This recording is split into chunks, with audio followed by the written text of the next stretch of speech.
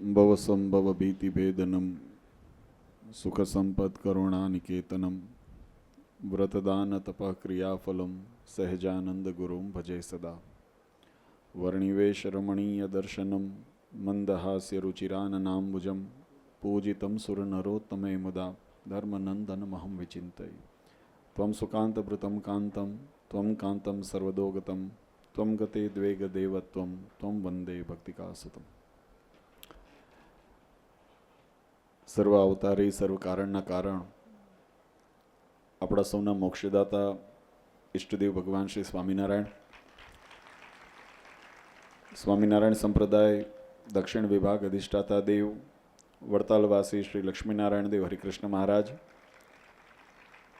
સારાએ સુરત ઉપર જેમની કાયમ કૃપાદ્રષ્ટિ વરસી રહી છે એવા સુરત મંદિરમાં બિરાજમાન નારાયણ મુનિદેવની છત્રછાયામાં જેમના 9મા પાટોત્સવ પ્રસંગે આજનો આ દિવ્ય સભા અને ત્રિમાસિક સભાનું સુભગ સમન્વય કરીને આયોજન નિર્ધારિત થયું છે એવા આપણા સીમાડા મંદિરમાં બિરાજમાન પ્રગટ સ્વરૂપ ભગવાન શ્રી હરિના દિવ્ય સાનિધ્યમાં આજની આ દિવ્ય સભામાં ઉપસ્થિત ધર્મકુળ આશ્રિત વાલા સર્વે અમારા સંતો પાર્ષદો, આપણને કથાનું રસપાન કરાવે છે એવા વક્તા મહોદય ભૂદેવ, ઉપસ્થિત ધર્મકુળ આશ્રિત વાલા સર્વે સત્સંગી હરિભક્તો, સર્વ ધર્મ પ્રેમી સજ્જનો, સર્વ મોક્ષભાગી જીવાત્માઓ, દરેક ભક્તજનોને અમારા હૃદયપૂર્વક જય સ્વામિનારાયણ. વાલા ભક્તો, ભગવાન શ્રી હરિની અસીમ કૃપાથી જીવનની અંદર જીવાત્માને જો કોઈ શ્રેષ્ઠ અથવા તો સર્વશ્રેષ્ઠ જેની કહેવાય કોઈ પ્રાપ્તિ થતી હોય તો એ જીવાત્માને માટે ભગવાનના સ્વરૂપની પ્રાપ્તિ, ભગવાનના સ્વરૂપની અંદર પ્રીતિ અને ભગવાનની ભક્તિ આ શ્રેષ્ઠમાં શ્રેષ્ઠ પ્રાપ્તિ શાસ્ત્રોએ બતાવી છે. આમ તો પૂર્વ વક્તાઓએ પ્રસંગોપાત ખૂબ સુંદર મહિમાની, સિદ્ધાંતની, વ્યવહારની ઘણી બધી બાબતો આપણી સમક્ષ અહીંયા રજૂ કરી છે.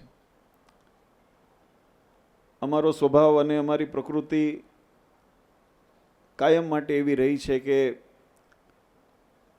બને ત્યાં સુધી નાશવંત પદાર્થોનો મહિમા ગાવા કરતાં અવિનાશી એવા પુરુષોત્તમ પરમાત્માનો મહિમા ગાવો એ આપણા સૌ માટે હિતાવહ છે. પણ જેમ વચનામૃતની અંદર મહારાજે વાત લખી,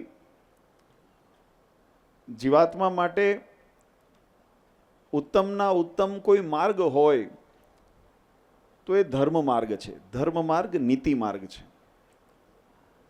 અને એ ધર્મ માર્ગની અંદર પણ જીવાત્માને જ્યારે ધર્મ માર્ગ અનુસરવાનો સમય આવે, આચરવાનો સમય આવે, તો વચનામૃતની અંદર મહારાજ કે ઉપાસનાના ધર્મને શીખતા પહેલા આચરણના ધર્મને પરિપક્વ કરવા. આમ તો હેતુ આપણો ઉપાસનાને માટે છે. આ સંસારની અંદર દરેક પ્રત્યેક જીવાત્માને કેમ પરમધામની પ્રાપ્તિ થાય, ભગવાનના સાનિધ્યની પ્રાપ્તિ થાય, કેમ પરમાત્મામય જીવન બને, એ આપણો ધ્યેય છે, લક્ષ્ય છે. પણ એ લક્ષ્યની પ્રાપ્તિ કરવા માટે કયો માર્ગ એ સુલભ છે, કયો માર્ગ નિષ્કંટક છે, કયો માર્ગ પ્રમાણિત છે, એનો નિર્ધાર કરવો એ પરમ આવશ્યક છે. અને જો તમે સદમાર્ગ ઉપર તમે ચાલતા હો તો તમે તમારા સત્ય લક્ષ્ય સુધી તમે પહોંચી શકો. એટલે આ બંને વાતને વણવામાં આવતી હોય છે. ઘણા ઉપદેશ કરતા પરોપદેશે પાંડિત્યમ, જે પોતે માળા મૂકીને વહીવટને વ્યવહારમાં પડ્યા છે, આપણને ઉપદેશ આપે કે ભગવાનનું ભજન કરો. ઘર બાર તમે મૂક્યા હતા ભજન કરવા હારું, કાવા દાવા કરવાના તમે બંધ કરો. ખરું ખોટું? ઉપદેશ આપણને ઘર બાર એમને મૂક્યા હતા, પરિવાર એમને મૂક્યા હતા ભગવાનને ભજવા માટે, અને હવે આપણને ઉપદેશ કરે છે કે તમે ભગવાનનું ભજન કરો, આ બધો વહીવટ અમને કરવા દો. એમ તો બહુ સારી વાત છે, આપણે એ વિષયાંતર નથી થવું. પણ આજનો પ્રસંગ આપણા માટે બંને રીતે મહત્વનો છે. હું પુનઃ પાછી મારી વિષય ઉપર આવું કે આપણો ધ્યેય પરમાત્માની પ્રાપ્તિનો છે, ભગવાનને રાજી કરવાનો છે. અને જ્યારે પણ એ ભગવત માર્ગ ઉપર કોઈ જીવાત્મા અગ્રેસર થતો હોય, આગળ વધવા પાપા પગલી માંડતો હોય, ત્યારે ભગવાન સ્વામિનારાયણની આજ્ઞા પ્રમાણે તમારો માર્ગ કેમ નિષ્કંટક બને, તમારા માર્ગની અંદર આવતા અવરોધો કેમ દૂર થાય અને તમને તમારા માર્ગની અંદર પ્રોત્સાહિત કરીને તમને અગ્રેસર કરવાની જવાબદારી એ શ્રીજી મહારાજે આ આચાર્ય પદની અંદર અને કંઈક અંશે સંતોની અંદર મહારાજે આ મૂકેલી છે. જીવાત્મા મુમુક્ષુ છે.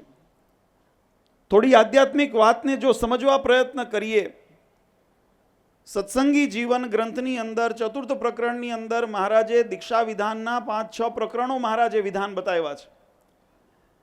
એની અંદર દીક્ષા પ્રકરણનો પ્રારંભ કરતા પહેલા મહારાજે એ દીક્ષા પ્રકરણનો હેતુ બતાવ્યો છે કે જીવાત્માને દીક્ષિત શા માટે થવું જોઈએ. આપણે એમ કહીએ છીએ સંસારની અંદર, આમ તો ભાગવદ આદિ ગ્રંથની અંદર ગુરુનો મહિમા બતાવતા લખ્યું, જેને ગુરુ મંત્ર નથી લીધો, જેને ગુરુ નથી કર્યા. ભાગવતની અંદર પ્રસંગ આવે છે કે મહારાજ ભગવાન વિષ્ણુને ત્યાં નારદજી ગયા, ગુરુ નહોતા કર્યા, ત્યાં સુધી ભગવાને 1 ફૂટ એ સ્વર્ગની માટી ખોદાવી નાખી કે ગુરુ નથી કર્યા. પણ એ ગુરુનું દાયિત્વ અને મહત્વ શા માટે શાસ્ત્રોએ બતાવ્યું છે, તો એ વાતનો મર્મ જો આપણે સમજીએ તો સત્સંગી જીવન ગ્રંથની અંદર મહારાજે લખ્યું કે દીક્ષા શબ્દનો અર્થ જીવાત્માને સમજવો પરમ આવશ્યક છે. દીક્ષા કોને કહેવાય, તો કે દીક્ષા શબ્દનો વ્યાકરણની અંદર અર્થ છે, સત્સંગી જીવન ગ્રંથની અંદર એમ લખવામાં આવ્યો, દિયતે વિમલમ જ્ઞાનમ ક્ષીયતે કર્મ વાસના. જે જ્ઞાન દ્વારા જીવાત્માને કર્મ બંધનની મુક્તિ કરાવે, જે જ્ઞાન દ્વારા જીવાત્માને માયાની મતો તો વાસનાની મુક્તિ કરાવે, એ જ્ઞાનની પ્રાપ્તિ કરાવી તો મુક્તિ કરાવવાની સાથે સાથે બીજો એનો પાસ એ ગર્ભિત રીતે એની અંદર સમાયો છે. તમને એક છેડેથી તમને છૂટા કરવા તો રેઢા મૂકવાનો અર્થ નથી થતો. ઘણી વખત આપણે આરતીની અંદર પણ આ મહારાજશ્રી ઘણી વખત પ્રવચનની અંદર મુક્તાનંદ સ્વામીએ જે લખ્યું, પામર પતિત ઉદ્ધાર્યા, ઘણા એને ઉગાર્યા એવા શબ્દ કહે છે. ઘણી વખત વિવાદ થાય છે, પરંપરાથી ઉદ્ધાર્યા શબ્દનો પ્રયોગ આરતીની અંદર કરીએ છીએ એટલે ઘણા એનો અર્થ કરે છે. એટલે મહારાજશ્રી બહુ સુંદર, અમે વાત તમે સાંભળતા હતા, નરેન્દ્ર પ્રસાદજી મહારાજશ્રીના મુખે પણ સાંભળી, પૂજ્ય અજેન્દ્ર પ્રસાદજી મહારાજશ્રીએ પણ ઘણી વખત હરિભક્તોને સમજાવ્યા હતા. ઉગાર્યા અને ઉદ્ધાર્યા આમ જો તો પર્યાયી દેખાય છે, આમ એક જ શબ્દના બંને પર્યાયી દેખાય છે કે શું ફેર પડે છે, ઉગાર્યા શબ્દ હોય કે ઉદ્ધાર્યા શબ્દ હોય. પણ જો એની અંદર તમે સૂક્ષ્મ દ્રષ્ટિથી વિચાર કરીએ, વિવેક દ્રષ્ટિથી અંદર વિચાર કરીએ, તો બંને શબ્દનો જો હેતુ એક હોય તો એક જ શબ્દ કેમ ન રહ્યો, કેમ 2 શબ્દ બનાવવા પડ્યા? તો ક્યાંક એની પાછળનો મર્મ રહેલો છે. બંને શબ્દ જ્યારે નિર્માણ કર્યા, વ્યાકરણ કરતા હોય, ભાષા કરતા હોય, તો એક શબ્દ જો અસ્તિત્વમાં હતો તેને બીજા શબ્દથી શા માટે સંબોધવામાં આવે? આજે ગરમ હતું તો ગરમ શબ્દ બધાને માટે ઉપયોગી થઈ જતું હોત તો ગરમ શબ્દ એક જ રહેત. પણ વ્યાકરણ કરતા હોય, ભાષા કરતા હોય, એની અંદર અલગ અલગ એના ભાવ પ્રગટ કર્યા. ગરમ તો કહેવાય, પણ ઊનું કહેવાય, ધગધગતું કહેવાય, તપતું કહેવાય, આ બધા અલગ અલગ શબ્દ આવ્યા ને, આ બધા ગરમની વ્યાખ્યામાં જ આવે છે. પણ દરેકની પાછળનો ભાવ પ્રગટ કરવા માટે કે કોની ઉષ્ણતા કેટલી છે, એ રીતે એની ગંભીરતા એને બતાવવા માટે એ અલગ શબ્દની નિર્મિતિ થઈને અલગ શબ્દનો પ્રયોગ થયો. કોઈ કદાચ એકના બદલે બીજો શબ્દ વાપરે તો અયોગ્ય ન કહેવાય, પણ યથાર્થ તો ત્યારે જ કહેવાય કે જે ઉપયુક્ત શબ્દનો પ્રયોગ થયો. એટલે મુક્તાનંદ સ્વામીએ આરતીની અંદર લખ્યું, પામર પતિત ઉદ્ધાર્યા. આ શબ્દની પાછળનો હેતુ છે. એટલે મહારાજ શ્રી લૌકિક દ્રષ્ટાંત આપીને સમજાવે, કોઈ માણસ ડૂબતું હોય અને ડૂબતું હોય ત્યારે એ માણસને તમે ડૂબતા બચાવો, એટલે આપણે એને કહીએ કે એને ડૂબતા ઉગારી લીધા. કોઈ માણસ ડૂબતું હોય પણ ડૂબતા એને ઉગારી લીધા, પણ પછી હમણાં જેમ અમારે પ્રવીણભાઈ વાત કરી, પૂરના વાતાવરણમાં જ્યારે સર્જાણું, તો પૂરના વાતાવરણની અંદર કોઈ માનો ભગવાન ન કરે પણ તણાતું હોય અને એની અંદરથી તમે કોઈને બચાવી લો તો એને ઉગાર્યા કહેવાય, તમે એને બચાવ્યા કહેવાય. પણ બચાવીને કિનારે મૂકો, હવે એની ઘર વખરી તણાઈ ગઈ છે, એનો પરિવારમાંથી કોઈ રહ્યું નથી, નાનું બાળક હોય તો એને કોઈ માથે આશરો નથી, હવે એને ઉગાર્યા પછી શું? બચાવ્યો તો ખરો, પણ બચાવ્યા પછી તમને નિરાધાર નથી મૂક્યા, તમને ઠેકાણે સુધી પહોંચાડ્યા, એટલે એને કહેવાય ઉદ્ધાર્યા. એનો ઉદ્ધાર કરી દીધો, એનો ન્યાલ કરી દીધા. એનું સંપૂર્ણ રીતે જવાબદારી યોગક્ષેમમ મહામ્યમ, જેમ ગીતાની અંદર ભગવાને કીધું કે યોગ અને ક્ષેમનું વહન કરી એને ભવસાગર પાર ઉતારી દીધા. આ છે દીક્ષાનો મહિમા. અને એટલા માટે લખ્યું, જે કર્મ અને બંધનના વાસનાના બંધનથી મુકાવે. એટલે માત્ર ઉગારવાની વાત માટે શરણાગતિ નથી, પણ પરમાત્મા સુધી પહોંચાડે એ માર્ગ જે બતાવે ને, એ જ સત્સંગનો સત્ય માર્ગ છે, ધર્મનો સત્ય માર્ગ છે. અને એની પ્રાપ્તિ કરાવવા માટે મહારાજે જે સ્તંભ બનાવ્યા, એ સ્તંભની અંદર મહારાજે એની એ જવાબદારી મૂકી કે એના આશ્રયની અંદર જ્યારે જીવાત્મા કોઈ આવે, એટલે સત્સંગી જીવન ગ્રંથની અંદર દીક્ષા પ્રકરણની અંદર મહારાજે લખ્યું કે કોઈ મુમુક્ષુ તો એનો પહેલો શબ્દ લખ્યો કે અંકુર જીવનની અંદર જીવાત્માને અંતરથી નિર્માણ થવો જોઈએ કે મારે હવે મોક્ષ મેળવવો છે. આ ઉપકાર કરીને આપવાની વાત નથી. એટલે પરાણે કોઈનો મોક્ષ થતો નથી, પરાણે કોઈનાથી મોક્ષ કરાતો પણ નથી. એ જીવનની અંદર વ્યક્તિનો પોતાનો વિચાર જોઈએ કે મારે આ જગતમાંથી મારે ભવસાગર તરવું છે, અથવા મારે આ કાળ કર્મ. એમાં લખ્યું છે સત્સંગી જીવનમાં કે જીવાત્મા મુમુક્ષુ જ્યારે આચાર્ય મહારાજશ્રીના શરણે જાય અને જઈને વિનંતી કરે કે હું આ જગતના ત્રિવિધ તાપથી ત્રાહિમામ પોકારી ગયો છું, ત્રાસી ગયો છું, માટે મારી રક્ષા કરો. પછી મહારાજ એને આચાર્ય મહારાજશ્રી એને વર્તમાન ધરાવી અને એને અભયદાન આપે કે હવે તમે ભગવાનના શરણે છો, માટે ચિંતા કરશો નહીં, હવે તમારો ઉદ્ધાર પરમાત્મા કરશે. તમને આ સંસારમાંથી યોગક્ષેમનું તમારું વહન પરમાત્માની જવાબ, કારણ કે તમે શરણે આવ્યા છો. જો શરણે ન આવ્યા હોય, જો પરમાત્માને, અને શરણની પણ વ્યાખ્યા આમ તો શાસ્ત્રોની અંદર બહુ સ્પષ્ટ કરી છે. શરણ એટલે કે પરમાત્માને એમને અનુવૃત્તિની અંદર પોતે વર્તી થવું, પોતાની વૃત્તિને, પોતાની વિચારોને, પોતાની ઈચ્છાઓનો, પોતાના સ્વભાવોનો, પોતાની પ્રકૃતિનો, પોતાના, હમણાં જેમ પુરુષોત્તમ પ્રકાશની પંક્તિ બોલ્યા ને, હકીકતમાં ભગવાન સ્વામિનારાયણનું બંધારણ, આ જે બધી વાતોની ચર્ચાનું કારણ એટલે નિર્માણ થતું જાય, કારણ કે જ્યાં જ્યાં ભંગ થયો ત્યારે એનું પુનઃસ્થાપન માટે વ્યવસ્થા ઊભી કરવાનો થયો. શ્રીજી મહારાજે દેશભાગના લેખ, સત્સંગી જીવન આદિ ગ્રંથોની અંદર સ્પષ્ટ લખ્યું છે, અને અમે ક્યારેય એની અંદર કોઈ ખોટો બીજો દાવો કર્યોય નથી. અમે પણ એ કહીએ છીએ કે ભગવાન સ્વામિનારાયણે એમ લખ્યું કે આ જે મહારાજે ઉત્તર અને દક્ષિણની બે વિભાગની જે ગાદીની સ્થાપના કરી, દ્વારકાથી કલકત્તા પર્યંત ઉત્તર વિભાગનો દેશ એ શ્રી નરનારાયણ દેવનો દેશ છે, અને દક્ષિણ વિભાગનો દેશ એ શ્રી લક્ષ્મીનારાયણ દેવનો દેશ છે. અને લક્ષ્મીનારાયણ દેવના દેશમાં હમણાં જે મંદિર મેળીઘર છે, અને એનેથી ભવિષ્યમાં જે પણ મંદિર મેળીઘર ઇત્યાદિ જે પણ મિલકત થાય એ લક્ષ્મીનારાયણ દેવની છે. આ મત અમારો છે, તમારો નથી. તમે વિમુખોને શરણે જઈને બેઠા છો. અમે એમ કહીએ છીએ કે આ લક્ષ્મીનારાયણ દેવનું છે. અને મહારાજે એ વાતને આગળ કદી, આ લક્ષ્મીનારાયણ દેવની જે પણ મિલકત છે એ પાંડે રઘુવીર પ્રસાદજીની છે. એટલે આચાર્ય મહારાજશ્રીને સુપ્રત કરી અને ભક્તોને આજ્ઞા કરી કે એમને એ આજ્ઞા કરે એમ તમે એનો વહીવટ વ્યવસ્થાની અંદર કરજો. પુરુષોત્તમ પ્રકાશમાં જેમ હમણાં પંક્તિ બોલ્યા ને, હાથ જોડી રહેજો હજુર રે, કરી ડાપણ પોતાનું દૂર રે. આમાં હજુર રહેવાની વાત તો નહીં, ડાપણની જ વાતો આવતી હોય છે. આ વિવાદો અહીંયા થાય છે. ડાપણ મૂકવાનું કીધું ત્યારે ત્યાં ડાપણ કરવું છે. અને એમાં આગળ આજ્ઞા કરી, એના કામકાજમાં ભળજો રે, જેમ વાળે એમ વળજો રે. કહેવાની પાછળનો કે આ જવાબદારી શ્રીજી મહારાજે જ્યાં સ્થાપી છે ત્યાં ન રહેવા દેતા. જ્યારે પોતાની મનસ્વી રીતે તમે કરો, એટલે માત્ર વહીવટી વ્યવસ્થાનું તંત્ર ખોરવો છે એવું નથી. તમે આધ્યાત્મિક ચેતનાની જે પરંપરા છે, મોક્ષની પરંપરાની અંદર તમે ખેલવાડ કરીને અને સંપ્રદાયને ગુમરાહ કરીને મોક્ષના પરંપરાઓમાં, અને એટલા માટે વિમુખોના શરણે થવું પડે. અને આ વાત કહેતા અમને જરાય શંકાને સ્થાન નથી, અમને જરાય એમાં એ નથી કે જેને ભગવાને કીધું જેનો પરછાયો ન લેવો, એની સલાહથી તમારા મંદિરોના વહીવટ કરતા હો, અને તમે એના શરણે ને એના જઈને તમે જો કહેતા હો તો તમને સ્વામિનારાયણનો કહેવડાવવાનો અધિકાર જ નથી. આ વાત નિર્વિવાદ છે. સ્વામિનારાયણના એને જેને થવું હોય, સ્વામિનારાયણના કેવડાવવું હોય, એને ભગવાનની આજ્ઞા પ્રમાણે આ જે સિદ્ધાંતો જે છે, આ જે મોક્ષની પરંપરા છે, એનું પોષણ કરવા માટે એને બળ મળે. અને અમારી ચિંતા તો મેં કીધું, મહારાજ ઘણી વખત સભામાં કહીએ છીએ, અમારે મોક્ષ કરવા નીકળવાનું નથી. જેને જોઈએ છે ને મોક્ષ માગવા આવવાનું છે.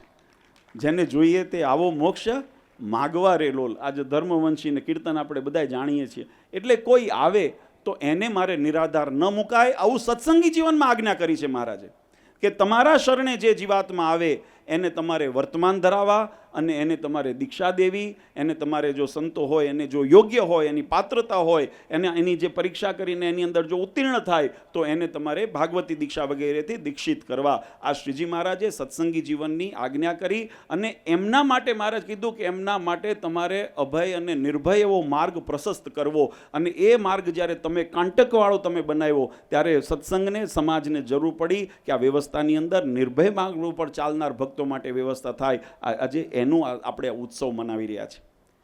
સીમાડા મંદિર એ ભગવાન સ્વામિનારાયણનું સિદ્ધાંતનું મંદિર છે.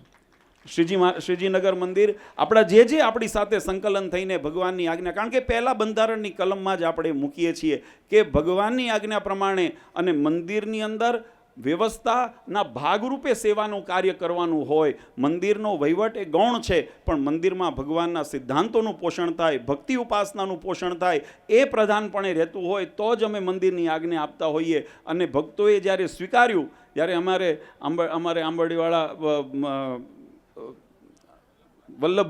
વલ્લભભાઈ જ્યારે અમને ઘણા વખત પહેલાં પધરામણી ગયા હતા ત્યારે અમને કીધું કે બાપુજી મારી એક એવી ઈચ્છા છે, અમારી જગ્યા છે ને એની અંદર કોઈ જો આવું સત્કાર્ય થાય, અમે પહેલાં કીધું કે જો વલ્લભભાઈ તમારે કરવું હોય પ્રેમથી એની અંદર આપણે આયોજન કરશું, પણ ભગવાનની આજ્ઞા પ્રમાણે રહીને કરવાનું હોય તો અગ્રેસર થજો. અને એમને ત્યારે કીધું ને આજે ગૌરવ સાથે કહેવું પડે કે ઘણાએ બિચારીને અંદર વચ્ચે રમતો રમાણી બધું એની અંદર થયું બખડજંતર, પણ એમને પોતાની નિષ્ઠા એ દ્રઢ રાખી અને અંતે ભગવાનની આજ્ઞા પ્રમાણે રહ્યા. આજે એનો 9મો વાર્ષિક પાટોત્સવ આપણે ઉજવીએ છીએ. એટલે સુરતની અંદર આપણા માટે ખરેખર અલગ અલગ સ્થાનોની અંદર ભક્તોને પોષણ થાય આજનો ઉત્સવ એ પાટોત્સવનો ઉત્સવને સાથે સાથે ત્રિમાસિક સભા. વધારે સમય નથી લેવો કારણ કે સંતોએ પણ ઘણી માર્મિક વાતો કરી છે અને અમે પણ એની અંદર તમને બધાને એ જ વસ્તુ આશ્વાસનના રૂપમાં કહેતા હો કે સ્પષ્ટ એની અંદર ભગવાનની આજ્ઞા પ્રમાણે જે સિદ્ધાંત સ્થાપિત થયો છે એને અનુરૂપ થઈને કાર્ય કરવાનો જ્યારે આપણે આગ્રહ રાખતા હોઈએ. આ વાતને સમજવી એટલા માટે જરૂર છે, જો કોઈ પણ કાર્યનો વિષય જ્ઞાન ન હોય ને, સમજણ ન હોય ને, ત્યારે ગુમરાહ થવાનો અથવા તો કન્ફ્યુઝન થાય. તમને એક વચનામૃતની વાત કરીને મારી વાત પૂરી કરું. મહારાજે એક વખત વચનામૃતની અંદર મહારાજે પ્રશ્ન પૂછ્યો કે આ જગત આખું આ માયાને નગુણી કહે છે, માયાનો ખંડન કરે છે, તો માયામાં કંઈક હારપે છે કે બધું ખોટું જ છે? વચનામૃતમાં મહારાજે પૂછ્યું અને બધાય તમે જુઓ જગતમાં માયાનું ખંડન જ થતું હોય છે. એટલે મહારાજે પ્રશ્ન કર્યો કે માયા જે છે એની અંદર કંઈ હારપ પણ છે કે બધું ભૂંડું જ છે એમાં માયામાં? સંતોએ કીધું મારે માયા તો અમને હંમેશા દુઃખદાયી જ થઈ છે, માયાએ કોઈ દિવસ સુખ આપ્યું હોય એવું બન્યું નથી. ત્યારે મહારાજે શંકા કરી. મહારાજે બહુ સુંદર વિસ્તારથી વાત વચનામૃતની અંદર લખી છે, પણ હું સંક્ષિપ્તમાં વાત સમજાવું. મહારાજે શંકા કરી. મહારાજ કહે કે માયાના 3 જે ગુણ છે, રજ, સત અને તમ, એમાં જે સત્વ ગુણ છે એ તો સત્ય યદ બ્રહ્મ દર્શનમ, એમ શાસ્ત્ર એમ કહે છે, ભાગવત આદિ એમ પુરાણની અંદર એમ લખ્યું છે કે સત્વ ગુણ છે એની અંદર તો વિવેક છે, મર્યાદા છે, જ્ઞાન છે, દયા છે, ભાવ છે, આ બધા એની અંદર એના ગુણો રહેલા છે અને એ ભગવત પ્રાપ્તિ માટે ઉપયોગી થાય છે. તો તમે માયાને નગુણી કેમ કહી શકો? માયામાં કોઈ ગુણ નથી એમ તમે કેમ કહી શકો? અને બીજું મહારાજ કે ગીતાજીની અંદર, ભાગવતજીની અંદર આ વાત લખી, મહારાજે વચનામૃતની અંદર આ વાત લીધી કે માયાના, ભગવાન પોતે એમ કહે છે કે આ માયાના જે ગુણ છે એના વિદ્યા જે છે ને એની અંદર 2 પ્રકારની છે, એક વિદ્યા, એક સદવિદ્યા અને અવિદ્યા. તો જે સદવિદ્યા છે એના પછી કીધું સદવિદ્યા છે એ મોક્ષ પાવનારી છે, અવિદ્યા જે છે એ બંધન કરનારી છે. એટલે વિદ્યાનો મહિમા તો રહેલો છે ને એ માયાની નિર્મિતિ છે. તો જેના દ્વારા મોક્ષની પ્રાપ્તિ થાય એને તમે બંધન, એને તમે ગુણહીન કેમ કહી શકો? પછી મહારાજે જેનો બહુ સ્વયં એનો ઉત્તર કર્યો કે જે સત્ય જ્ઞાન છે એને જો સત્ય રૂપમાં જો સમજીએ, સાચા અર્થમાં જે સાચું જ્ઞાન છે એને જો સમજીએ તો એ મોક્ષપદને અપાવનારી થાય. અને જો પોતાની અજ્ઞાનતાને જો પ્રમાણ માનીને, કારણ કે જ્ઞાન તો બંને થયું છે, સત્યનું પણ જ્ઞાન થયું છે ને અસત્યનું. અત્યારે આ બધી સોશિયલ મીડિયાની અંદર તમને બધું સાચું ખોટું ઘણું બધું સાંભળવા મળતું હોય, પણ તમે જ્યાં સુધી સત્ય અસત્યની પરીક્ષા ન કરી શકો અને સત્ય અસત્યને સમજી ન શકો અને પછી તમે એમ માની લો કે આ મારા માટે સુલભ માર્ગ છે, મારા માટે સારો માર્ગ છે, આખું જગત એ માર્ગે ચાલે છે એટલે હું એ ગાડરિયા પ્રવાહમાં ચાલી જાઉં, આવી રીતે જો આપણે એની પાછળ આપણે પ્રવાહની અંદર રહીએ. સવારે મંદિરની અંદર પણ અમે વાત કરી હતી, 2 પ્રકારે સત્સંગીઓ અત્યારે સમાજમાં વર્તે છે. સત્સંગમાંની બધી જગ્યાએ પણ 2 પ્રકારના મનુષ્ય અત્યારે જોવા મળે છે. એક જે મહાત્માને સમજણ સહિત સમજીને કાર્ય કરે છે અને એ ગાડેરિયા પ્રવાહની અંદર સમાજ વહેતો હોય એમ વહેતા હોય તો મહારાજે બંનેનો યોગ બતાવ્યો. જેમ મહારાજે નિશ્ચયના સ્વરૂપ બતાવ્યા ને, ઉત્તમ, મધ્યમ, કનિષ્ઠ, સવિકલ્પ અને નિર્વિકલ્પ, એની અંદર મહારાજે નિશ્ચયની પરિભાષા બતાવી, એમ સમજણની પણ પરિભાષા બતાવી, એમ ભક્તની પણ પરિભાષા બતાવી, ભક્તિની પણ પરિભાષા બતાવી. આ દરેક વિવેચનો ભગવાને વચનામૃત આદિ ગ્રંથોની અંદર બહુ વિસ્તારથી વર્ણન કરેલા છે. કોઈ વખત અવકાશ હશે તો આપણે એનું પણ પાછું વિવેચન લઈશું. પણ અત્યારે કહેવાનો ભાવ એટલો છે કે માત્ર ગાડરિયા પ્રવાહમાં ધસીને આપણે જો એની સાથે જઈશું તો ભીડામાં રહીશું ખરા, પણ ક્યાં પહોંચવું એનું ઠેકાણું નથી. કારણ કે મહદ અંશે લોકો ઢાળમાં દોડવા જ ઈચ્છતા હોય, અને ઢાળ ક્યાં જાય હું કાયમ કહું છું, નીચે ઉતારે, ઉપર ચડાવે નહીં. એના માટે તો ઉર્ધ્વ ગતિ તરફ ચડવું ચડે. અહીંયા દોડાય નહીં, અહીંયા તો હાંફાય. હાંફીને જતા હોઈએ ને તો માનજો ઢાળ ચડો છો. બાકી સરળતાથી જતા હોય ને તો આપણે ઢાળમાં જઈએ છીએ, ઢાળ ક્યાં લઈ જાય. અને એમાંય ઘણી વખત જો આપણે નાનપણમાં આપણે બધાએ અનુભવ કર્યા હશે, જ્યારે ઢાળમાં દોડતા હોઈએ ને પછી ઊભું રહેવું હોય ને તો ઊભું રહેવાતું, એવો અનુભવ થયો છે કે નહીં? કેટલાને થયો? હાથ ઊંચો કરવો જોઈએ. એટલે બધાય પડ્યા છે. લો, એ ઊભું રહેવાતું નથી, કારણ કે ત્યાં સુધી વેગ એટલો પકડાઈ ગયો હોય. અને એટલા માટે સાવધાની. માવતરની જવાબદારી શું છે?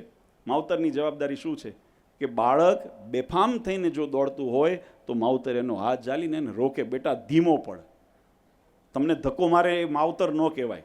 એમ ગુરુનું કામ પણ એ છે કે તમને અવળા માર્ગે ધક્કો મારે એ ગુરુ ન કહેવાય, એ સાધુ ન કહેવાય, એ સત્સંગી ન કહેવાય. કે તમને અવળા માર્ગે ધક્કો મારે છે, તમને રોકે, પાછા વાળે અને ઉર્ધ્વ ગતિ તરફ, ભગવાન તરફ તમને લઈ જાય, ભગવાનની આજ્ઞાનું પાલન કરાવે. એ જ સાચા ગુરુ, એ જ સાચા સાધુ, એ જ સાચા સત્સંગી. આ નિયમને, નિશ્ચયને, પક્ષને દ્રઢ કરવાને માટે આ ભગવાન સ્વામિનારાયણે જે દાખલો કર્યો એને જાળવવાને માટે, અને એને જાળવવા માટે મુમુક્ષુતાની પ્રાપ્તિ કરીને જીવાત્મા ભગવાનના ધામનો અધિકારી બને, એના માટે આપણે આયોજન કરીએ છીએ. એના માટે મંદિરો નિર્માણ કર્યા છે. ભગવાન સ્વામિનારાયણે વચનામૃતની અંદર સ્પષ્ટ બતાવ્યું છે, આ મંદિરો અમે વૈભવી બનાવીને, જગતને દેખાડીને અમે એના વૈભવ વિલાસ ભોગવવા માટે આ મંદિરો નિર્માણ નથી કર્યા. અમે જો ત્યાગ વૈરાગનો માર્ગ મોળો કરીને મંદિરો બનાવ્યા હોય તો એની પાછળનું હેતુ એક જ છે કે જો મંદિર હશે તો ઉપાસના અને ભક્તિને પોષણ મળશે. અને ઉપાસનાનો અર્થ ભગવાનની આજ્ઞા અને સિદ્ધાંત. ભગવાનની જે ઉપાસના ભક્તિનો માર્ગની અંદર ભગવાનની બાંધેલી મર્યાદાનું પ્રથમ ચરણ છે, જેને એટલે મહારાજ કીધું પહેલા આચરણના ધર્મ શીખવા અને પછી ઉપાસનાના ધર્મની અંદર મહારાજ કે અગ્રેસર થવું. તો જેને ઉપાસનાના અંદર પોતાની પારંગિતા કરવી હોય એને પહેલા ભગવાનની આજ્ઞામાં વર્તવું પડશે. જો આજ્ઞામાં વર્તીશું તો તમારું ઉપાસના દ્રઢ થશે, તો તમારી ભક્તિને પોષણ મળશે, તો તમારી ભક્તિ પ્રતિવ્રતાની કહેવાશે. અને પતિવ્રતાની ભક્તિ થશે ને તો પરમેશ્વર રાજી થશે. બાકી વ્યભિચારણીની ભક્તિથી પરમેશ્વર પણ રાજી થતા નથી. આ વાત નિર્વાચ. એટલે એને પોષણ આપવાને માટે આ સત્સંગ, આ વ્યક્તિગત, અમે કોઈ ટ્રસ્ટ કે એનો વ્યક્તિ સમૂહનો કે એના સંપ્રદાયનો એના અમને મમત્વ નથી. અમે જે પણ કાર્ય કરીએ છીએ સ્વામિનારાયણ સંપ્રદાયનું કરીએ છીએ, લક્ષ્મીનારાયણ દેવ ગાદીનું કાર્ય કરીએ છીએ, અને એ પણ ભગવાન સ્વામિનારાયણની આજ્ઞામાં રહીને કાર્ય કરીએ છીએ. અને આ હું એટલા માટે કહી શકું, હું અઠે ગઠે નથી. ભગવાન સ્વામિનારાયણે જે કુળની અંદર જન્મ આપ્યો છે, અમે સીતાબજાનની ઓલાદો નથી. અમારા કુળને ઉજ્જવળ કરનારી પરંપરા, સિદ્ધાંતો અમે રાખ્યા છે. અમે આ સિદ્ધાંતોને જીવનમાં રાખ્યા છે. અમે સહન કરીને પણ ભગવાનની આજ્ઞાના માર્ગ ઉપર અમારા વડવાઓ ચાલ્યા છે. પરમ પૂજ્ય આચાર્ય મારા શ્રી 20 વર્ષથી આજે ઝેરના ઘૂંટડા પીને પણ એ ભગવાન સ્વામિનારાયણના સિદ્ધાંતને વળગીને રહ્યા છે. વિમુખોના શરણે થયા નથી. આ એનું ગૌરવ છે ને એટલે અમે કહીએ છીએ કે આ સત્ય સિદ્ધાંત છે. અને કહેવાનો અમારો અધિકાર છે. ભગવાન સ્વામિનારાયણે અધિકાર લઈને આ કુળમાં જન્મ આપ્યો છે. ભગવાન સ્વામિનારાયણની આજ્ઞા પ્રમાણે પરમ પૂજ્ય આચાર્ય શ્રી નરેન્દ્ર પ્રસાદજી મહારાજશ્રીએ એ લક્ષ્મીનારાયણ દેવ હરિકૃષ્ણ મહારાજને જો તમે સાક્ષાત માનતો, એના સાનિધ્યની અંદર, એના સભા મંડળની અંદર દેશ વિભાગના લેખને સત્સંગી જીવનના અધિકારથી જ્યારે અજેન્દ્ર પ્રસાદજી મહારાજશ્રીને આરૂઢ કર્યા, ત્યારે મહારાજે જે આજ્ઞા કરી છે એનું પાલન હાથ જોડી રહેજો હજુરે કરી ડાપણ પોતાનું. અમે તો એ પરંપરાને, સિદ્ધાંતને વળગીને રહ્યા છીએ, અને એને જે વળગીને રહ્યા છે ને એ જ સત્ય સત્સંગી ગણાશે, એ જ ભગવાનનો આશ્રિત ગણાશે. આ સિદ્ધાંતોને, આ બધી વસ્તુ, અને મેં એટલા માટે કીધું, જ્ઞાન જે સદજ્ઞાન છે એ જ્ઞાન મોક્ષ અપાવે છે, અજ્ઞાન છે ને બંધન કરાવે છે. આ જગતનું બંધન, માયાનું બંધન, પાપ કર્મનું બંધન આ જીવાત્માને મુક્ત નહીં થવા દે. અને અમારું દાયિત્વ છે તમને મુક્ત કરવાનું. કર્મ બંધન મુક્ત થાય, જેને દિયતે વિમલમ જ્ઞાનમ ક્ષીયતે કર્મ વાસના. કર્મ અને વાસના બંધન, માયાના બંધનથી મુક્ત કરાવી ભગવાન સુધી પહોંચાડવા માટે તમને નિર્લેપ કરવાનું કાર્ય એ સત્સંગમાં કરવું છે ને એટલા માટે ભગવાનની આજ્ઞા પ્રમાણે કરીએ છીએ. અને આજે અમને ગૌરવ છે કે આજ વિશાળ સમુદાય સત્સંગની અંદર આજે આટલા બધા 20-20 વર્ષના વિવાદોના, સંઘર્ષોના જે કપડા સમયની અંદર પણ જેને નિયમ નિશ્ચય પક્ષની દ્રઢતા રાખી છે ને એવા તમામ, સુરત તો એક એનું બધાનું ચહેરો છે, પણ આપણે ગરડા દેશ હોય, જુનાગઢ દેશ હોય, ધોલેરા દેશ હોય, વડતાલ દેશ હોય, આ તમામ દેશની અંદર જે ભક્તો અત્યારે વસે છે, જેના પ્રતિનિધિઓ અહીંયા આગળ દરેક ગામના અહીંયા લગભગ છે, આ બધાનો સૂર અહીંયા પણ એ છે ને દેશમાં પણ એવો છે. એ નિષ્ઠાવાળા હરિભક્તોને ખૂબ ખૂબ અભિનંદન આપીએ છીએ. વિશેષ સમય નથી લેવો, પણ આને વાગોળતા રહેવું પડે, નહીં તો વિસરાઈ જાય પાછું. આ દર ત્રિમાસિક સભાનું આયોજન, જેમ યુવાનોએ વાત કરી કે આ ત્રિમાસિક સભાનું આયોજન, સંકલન એટલા માટે જ કર્યું કે આપણને વળી પાછી કંઈક જો જગતની રજ ચડી હોય તો આ માસિક સભામાં આવો, અહીંયા ખંચેરી જાય, વળી પાછી આપણી સમજણને તાજી કરીએ, મજબૂત કરીએ અને આપણે આપણા માર્ગ ઉપર અગ્રેસર થઈએ. એના માટે આવી સભાનું આયોજન થતું હોય. સીમાડા મંદિરનો 9મો પાટોત્સવ એ આપણા માટે ખરેખર એક નિમિત્ત માત્ર હતો કે એ નિમિત્તને માધ્યમે કરીને 5 દિવસ ભક્તોએ તો ત્યાં કથા વાર્તાનો અમારે ભૂદેવે ખૂબ સુંદર, કારણ કે થોડું આયોજન લેટ અમારી પાસે આવ્યું કે બાપુજી હવે તાત્કાલિક તો બધાને ભેગું ગોઠવવું અઘરું પડતું હતું, પણ છતાંય ભગવાનની ઈચ્છા હતી, ભગવાન ઘનશ્યામ મહારાજનો રાજીપો હતો અને આપણે સુંદર આયોજન થયું. સવારે અમે આવ્યા મંદિરે, અન્નકોટની આરતી, યજ્ઞ વગેરે સુંદર દર્શન કર્યા. આમ મનની અંદર આનંદ થઈ ગયો. અને હું કાયમ બધા જે આ ટ્રસ્ટીઓ જે નિવૃત્ત થયા છે, નવા નિમાણા છે, બધાને ભલામણ કરું છું, આવો આનંદનો માહોલ કાયમ રાખજો. આ મંદિર એ ભક્તોને માટે ઉપાસના અને શાંતિનું કેન્દ્ર છે. આ મંદિરની અંદર આપણને કોઈ આવે અનાયાસે કોઈ એક વટેમાર્ગુ પણ જો રોડ ઉપરથી પસાર થતો હોય અને મંદિરની ઉપર એની ઝલક જાય, મંદિરની ઉપર દ્રષ્ટિ કરે અને એનો દિવ્ય ભાવ જો એને જણાય તો માનજો કે આપણી કરેલી સેવા સાર્થક થઈ.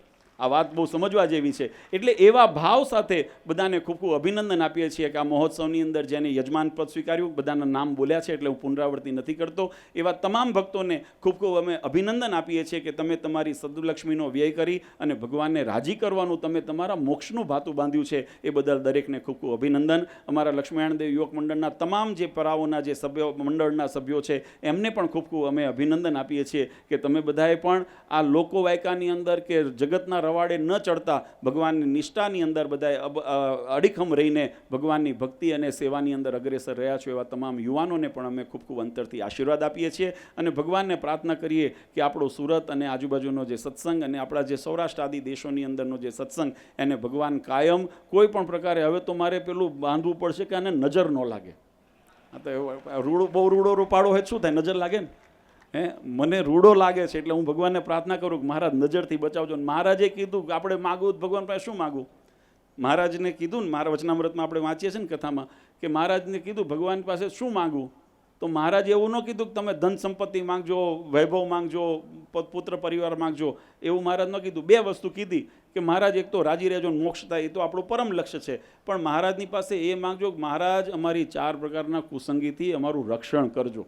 આ માગજો આપણે ભગવાન પાસે, મહારાજ અમારી માયાથી રક્ષણ કરજો, આ માગવાનું છે. એટલે કારણ કે આપણે બીજું કરવામાં કદાચ સમર્થ હોઈએ, યથાશક્તિ, કોઈ વધારે કોઈ ઓછું કરે, માળા બધાય કરતા હશો, બરાબર, પૂજા બધાય કરતા હશો, દંડવત બધાય કરતા હશો, કોઈ નાના હોય તો 10 દંડવત કરે, મોટા હોય તો 5 કરે, તો એનાથી વડીલ હોય તો 2 કરે, કોઈ કદાચ શરીરે ન શકતો હોય એકે ન કરે, પણ મનથી ભાવથી કરે, તો એની અંદર પરિવર્તન હોઈ શકે, પણ બધાય કરે છે. પણ જ્યારે કોઈ જે આતતાઈઓ હોય અથવા તો અધર્મ હોય અથવા તો દુષ્પ્રચાર હોય, એનાથી વિમુખના શબ્દોથી આપણું રક્ષણ થાય, એના માટે આપણો એટલું સક્ષમ નથી, ભગવાન જ સક્ષમ છે. આપણે તેના શરણમાં રહેજો તો રક્ષણ થશે, નહીંતર નહીં થાય. ભગવાનના શરણની અંદર રહેજો, ભગવાનની આજ્ઞામાં રહેજો, તો મહારાજ કે તમારો વાળ વાંકો થવા દઈશું નહીં, નહીંતર કાળનો કોળિયો થતાં વાર લાગશે નહીં. એટલે ભગવાનની આજ્ઞાનો મહિમા આપણા જીવનની અંદર છે. તો વધારે સમય નથી લેવો. ખૂબ આનંદ થયો આજે. અને સુરતની અંદર હવે આમ તો હમણાં શ્રીજીનગર મંદિરનો પાટોત્સવ પાછો આવશે એટલે ફરી પાછા ભેગા થવાનું થશે.